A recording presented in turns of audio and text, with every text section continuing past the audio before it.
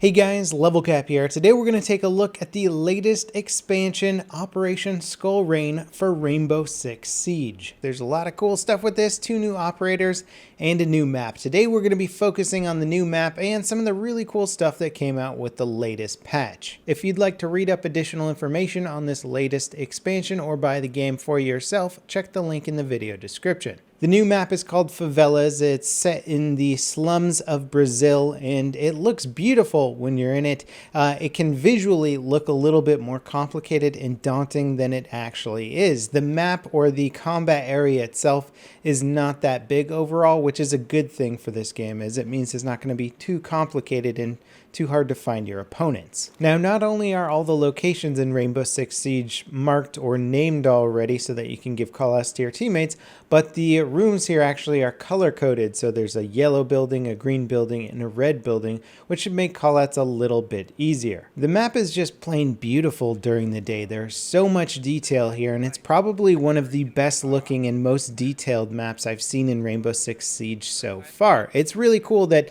they're able to focus on just a singular map for each DLC and really put a lot of time into it. And this could very well be one of my new favorite maps. We'll have to wait and see. I don't know the layout like the back of my hand, but considering that it's not so big yet, I've already figured out some cool flanking routes. Now, because the map is so new and players aren't yet familiar with all the new nooks and crannies and flanking routes and stuff like that, the gameplay can feel a little bit chaotic at first. But once people start figuring it out, I'm really curious to see how the advanced destruction is going to play a role, because so many of the walls in this small map are just purely destructible, which actually makes using some of the new operators like Capitao really fun, because he's got a 100-round magazine in his M249 and he's got a 100-round box mag backup. So he can basically just spray a lot of bullets, which makes him a very effective player for spraying through walls. If you think somebody's on another side of a wall, put 30, 40, 50 rounds through it. You'll still have 50 more in your magazine. So he's absolutely excellent for this sort of through the wall spray and pray gameplay. You also might notice some pretty cool weapon skin updates here. Of course, there's new weapon skins and weapon bundles and stuff like that in the Skull Rain content. You can buy them with Renown or use your R6 credits instead. So if you want to pay some money or use your in-game experience, you can get the new skins that way. But they look really good, and I think the weapon skins in this game have been getting better progressively. Each DLC, each new thing adds cool new elements, new textures. At the beginning of the game, they were all kind of flat and standard. Then they started coming out with some really cool 3-dimensional textures. Guns started getting frozen, and now we have this really cool, it looks like the guns are sort of carved out of bone and like rare metals and diamond with these cool skull imprints now. It's very cool. And to keep in line with the Rainbow Six Siege way of doing things, everything in the new expansion will be completely free to anyone who already owns the game. If you have the season pass, you'll get some benefits. You now get a 10% off in store if you actually own the season pass, so stuff is going to cost you less money and less points to get, which is a nice little upgrade.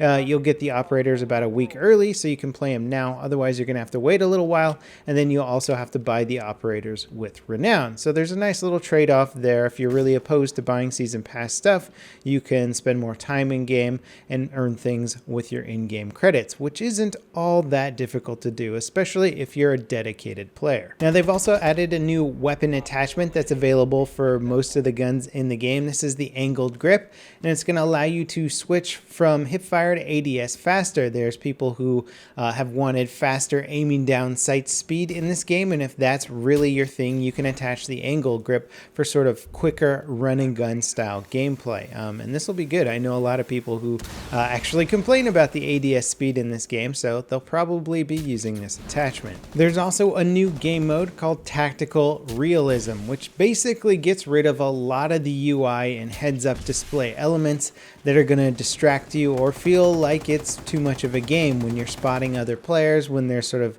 kill confirmation and stuff like that on screen. That is going away in the Tactical Realism mode.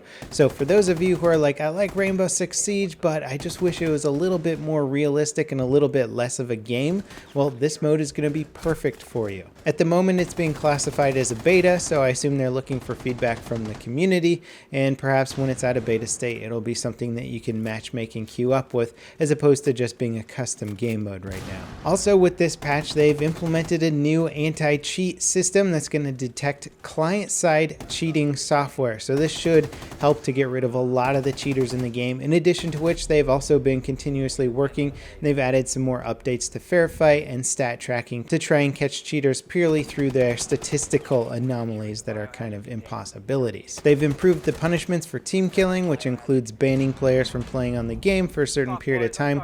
The more times you team kill or the more offensive, the longer your ban becomes. They've also made quite a few changes to the general gameplay, but things that will make a pretty big impact in the long run. One of those is that player models will no longer clip through walls. If you went prone in the game before near a wall, sometimes your feet could stick through that wall, giving away your position or allowing enemy players to actually kill you by shooting you in the foot through the wall. So this won't be happening anymore.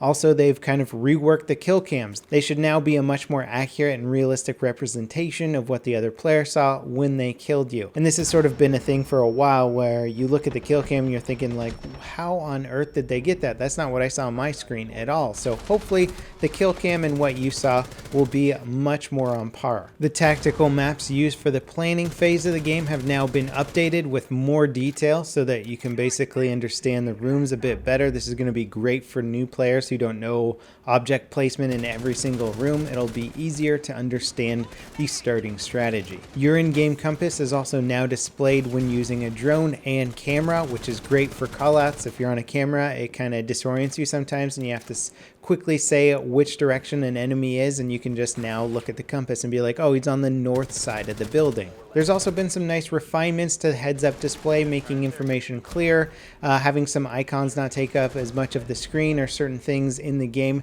not popping up right in front of your face all the time. So they're just trying to get rid of some of the clutter there, make it easier to read. And you also have the option now to turn on a ping, latency, and your FPS readout while playing, which I find very helpful because for someone who wants the most FPS, but also a good graphic quality, you can kind of play around with the graphics settings until you get the perfect FPS. And you don't need to use another program to count your FPS. You can just do it all from within game now. And although there haven't been any operator balances made in this patch, I know a lot of people wanted to chunk a buff, myself included.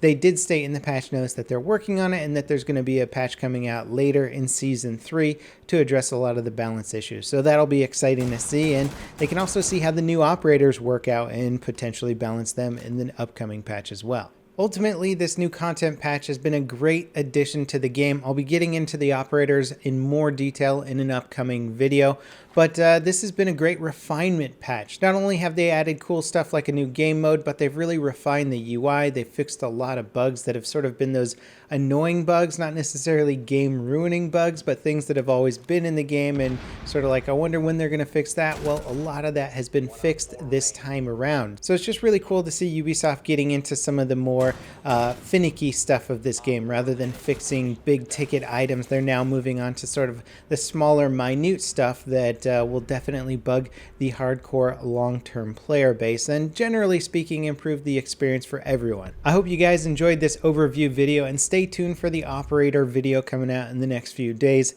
As always, I'll see you guys next time. This is LevelCap signing off.